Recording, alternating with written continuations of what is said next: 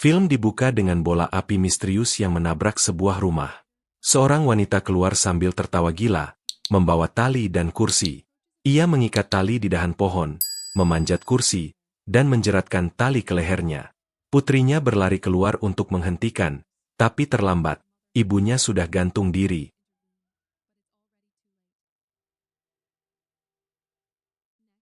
Kemudian, kita dikenalkan pada Ryan yang mendapat telepon dari seorang pria bernama Cercidi. Dia mengabarkan bahwa ayah Ryan, Procedio, telah meninggal, dan mengatakan ada sesuatu yang ditinggalkan untuknya. Panggilan mendadak terputus. Ryan memberitahu ibunya, namun sang ibu tak mengenal nama Cercidi dan menolak pergi ke pemakaman, meski Ryan mengingatkan bahwa bagaimanapun Procedio tetap ayahnya. Saat berjalan pergi, Ryan menerima lokasi yang dikirim Cercidi. Sementara itu, Marina merasakan ada seseorang memanggil namanya dari belakang. Saat menoleh, tak ada siapapun di sana. Keesokan harinya, Marina menemukan catatan di pintu Ryan bertuliskan, "Aku merasa harus bertemu ayah." Ryan pun berangkat ke lokasi itu bersama teman-temannya. Di perjalanan, Alana menerima telepon dari ibunya dan memberikannya pada Ryan. Ryan meyakinkan ibunya bahwa mereka akan segera pulang. Saat hendak mengembalikan telepon ke Alana, Ryan tiba-tiba melihat hantu. Ben menanyakan apa yang terjadi, tapi hantunya sudah menghilang. Ryan menepis dan berkata, "Ayo lanjut." Mereka tiba di tujuan dan disambut Cercidi, yang meminta maaf karena panggilan kemarin terputus akibat sinyal buruk. Setelah berkenalan, Cercidi memberitahu bahwa ayah Ryan sudah dikubur. Saat Ryan bertanya penyebab kematian, Cercidi menjawab, dia gantung diri. Mereka pergi ke makam ayah Ryan, yang berwarna hitam. Cercidi menjelaskan bahwa warna itu menandakan korban pulung gantung, iblis yang muncul sebagai bola api, mengutuk korbannya hingga terpaksa gantung diri. Dia juga menunjukkan makam saudara perempuannya yang menjadi korban yang sama. Di rumah, Ryan bertanya apakah Cercidi dekat dengan ayahnya. Dia menjawab bahwa mereka pernah bekerja bersama dan tinggal di dekat situ, lalu menawarkan bantuan jika dibutuhkan. Ketika Alana menyarankan menginap di hotel, Cercidi mengatakan tidak ada hotel di daerah itu. Setelah Cercidi pergi, Elsa bertanya apa yang ditinggalkan ayah Ryan. Ryan menjawab, kotak kayu berukir. Saat Alana ke kamar mandi, dia melihat bayangan wanita tergantung dan ketakutan. Elsa dan Ryan segera membantunya keluar. Alana ingin pulang, tapi Ryan bersikeras belum menemukan kotak itu. Elsa menegur Ryan agar memikirkan perasaan Alana. Ben mengatakan ia tak keberatan tinggal atau pergi, tapi tidak mau menyetir.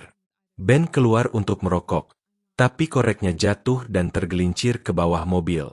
Saat meraihnya, ia merasa ada seseorang mendekat. Ketika ia mendongak, tak ada siapapun di sana. Di dalam rumah, Elsa menyadari Alana sedang demam. Ryan bilang ia punya obat di mobil, lalu keluar untuk mengambilnya. Ben memberitahu bahwa ibunya menelepon, tapi Ryan berkata akan membalas nanti. Saat berbalik, mereka berdua terkejut melihat bola api di langit. Ryan berkata, itu pulung gantung, lalu meminta Ben membawa obat ke Alana sementara ia mengejar bola api tersebut. Ryan melihatnya masuk ke rumah terdekat, dan Ben akhirnya menyusul. Ryan mengatakan ia mengejar karena itulah penyebab kematian ayahnya. Tiba-tiba, seorang wanita keluar dari rumah dalam keadaan seperti kerasukan.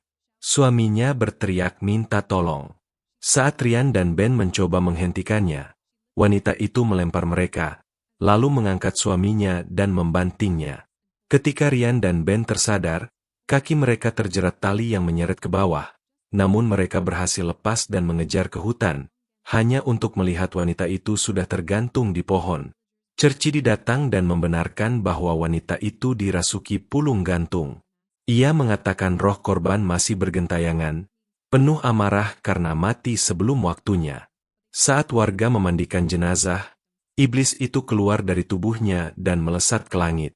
Di tempat lain, Elsa merasa ada bayangan mendekat, tapi menghilang saat ia menoleh. Iblis itu kemudian menyerang Alana, melemparkannya ke tempat tidur, lalu merasukinya. Tubuh Alana bergetar hebat, wajahnya berubah menyeramkan, dan ia tertawa mengerikan sebelum melompat ke Ben untuk mencekiknya.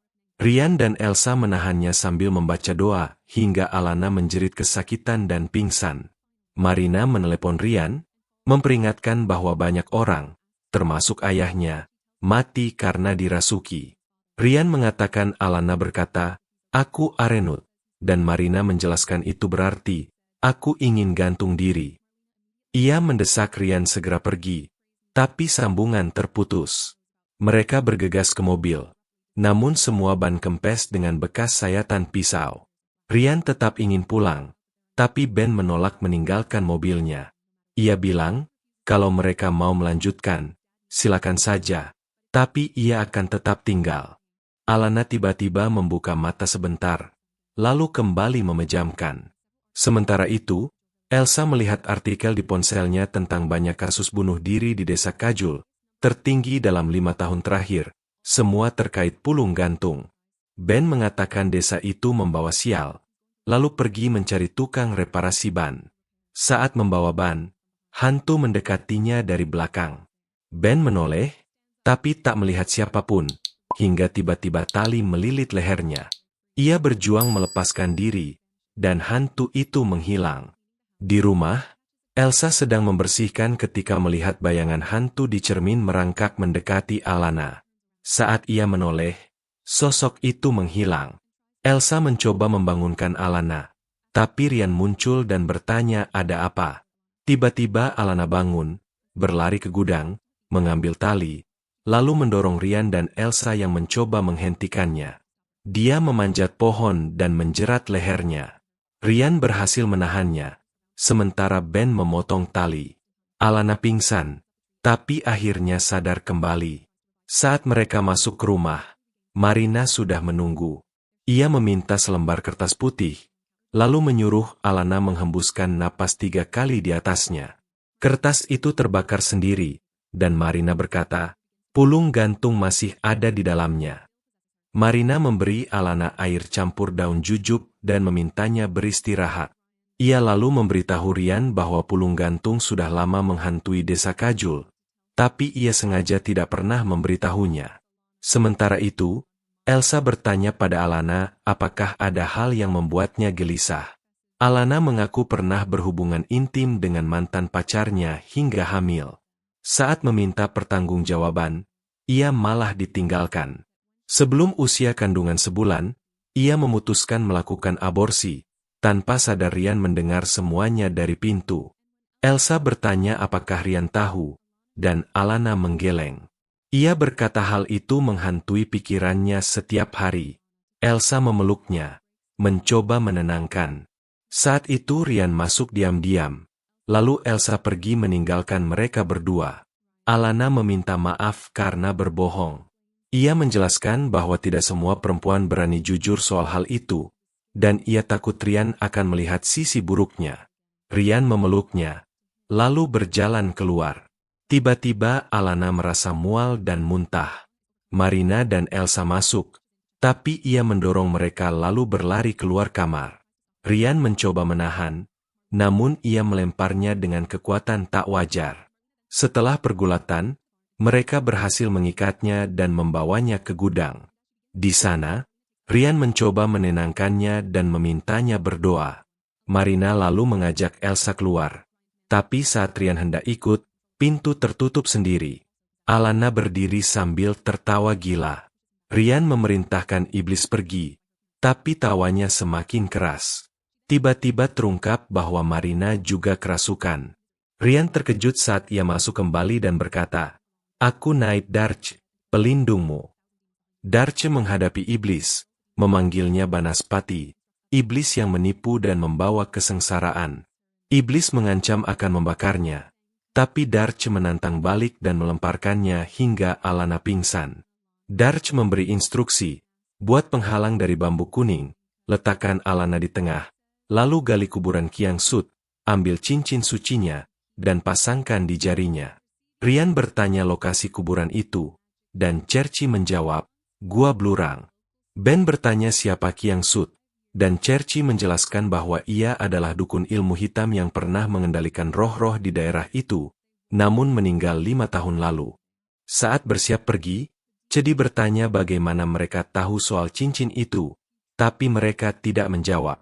Di tempat lain, iblis berkata mereka tak akan bisa mendapatkannya. Meski kau menjebakku, pengikutku tetap akan mematuhiku, ujarnya. Tiba-tiba, Ben mendengar suara ayahnya memanggil dari hutan. Rian mengingatkan pesan Darch, jangan menoleh jika mendengar suara di hutan. Namun, Ben tetap melihat ke belakang dan ngeri melihat sosok pocong berdiri. Panik, ia lari lebih jauh ke dalam hutan, tapi kakinya tersangkut dan hantu itu sempat mencengkeramnya sebelum menghilang. Rian mencari Ben, lalu teringat pesan Darch untuk menemukan mayat pembisik batu hitam. Ia menemukan batu hitam dan, di bawahnya, sebuah tengkorak. Tengkorak itu berbisik, gali kuburnya, sambil memperlihatkan tangan berlumuran darah. Rian meletakkannya kembali, lalu Ben muncul tiba-tiba. Sementara itu, iblis berkata pada Elsa bahwa Darch menipunya, cincin itu sudah dihancurkan. Marina memperingatkan Elsa untuk tidak percaya, karena iblis telah menguasai tubuh dan pikiran Alana. Iblis bertepuk tangan lalu memerintahkan Elsa mencabut tongkat penghalang. Tangan Elsa bergerak sendiri, meski ia memohon bantuan. Marina berusaha menghentikannya, tapi tongkat itu tetap tercabut. Iblis lalu memaksanya mengambil garpu taman dan menyerang Marina. Saat serangan kedua hampir terjadi, Cassidy muncul dan menahan Elsa. Marina cepat-cepat memasang kembali tongkatnya. Di hutan, Ben dan Rian menemukan makam Kiang Sut dan mulai menggali. Tanahnya keras seperti batu. Rian ingat tengkorak itu berkata mereka harus membuat tangan berdarah. Putus asa, ia melukai tangannya dan mulai menggali. Melihat tekad Rian, Ben ikut melakukan hal yang sama. Setelah beberapa waktu, mereka menemukan jasad Kiang Sut. Saat mencoba mengambil cincin dari jarinya, jasad itu tiba-tiba bergerak. Panik, Ben memutuskan tangannya dengan skop, lalu mematahkan jarinya untuk mengambil cincin. Mereka segera pergi dari sana. Keluar dari hutan, Ben berhenti untuk mengikat tali sepatu, sementara Rian berjalan di depan. Ben melihat seorang gadis menjatuhkan keranjangnya. Ia membantunya, dan gadis itu hanya berkata pelan, "Terima kasih." Sebelum berjalan pergi, Ben lalu mengikutinya. Di tempat lain, Marina mendengar panggilan solat dan berkata pada Elsa bahwa ia harus pergi beribadah. Elsa mulai berdoa dan merasakan kehadiran di belakangnya. Ia melihat beberapa tubuh tergantung, namun tetap melanjutkan doa. Sekejap kemudian, tubuh-tubuh itu menghilang.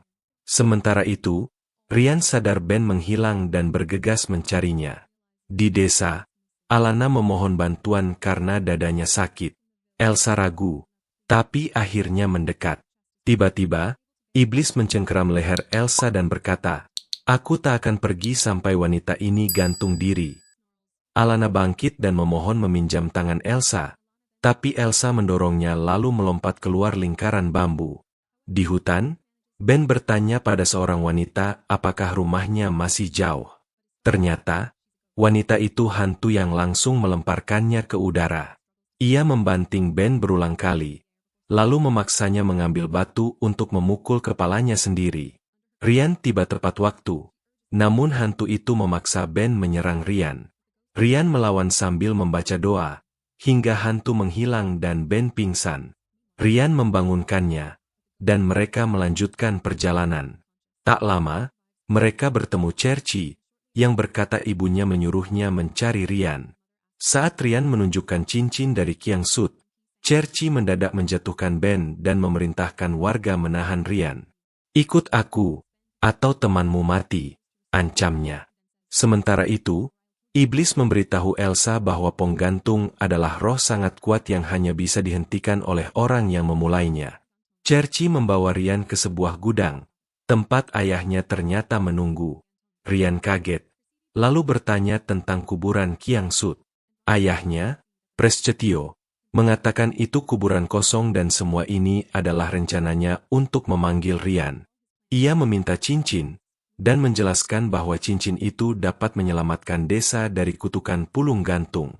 Dalam kilas balik, Prasetyo pernah memperingatkan Marina bahwa tanah itu suci dan berbahaya. Marina mengabaikannya, dan tak lama kemudian, beberapa warga ditemukan tergantung di hutan. Prasetyo menyalahkannya, tapi Marina tetap menganggap itu sekadar tahayul. Keesokan harinya, saat meninggalkan desa, warga menghadang Prasetyo dan menuduhnya menyebabkan banyak orang kerasukan.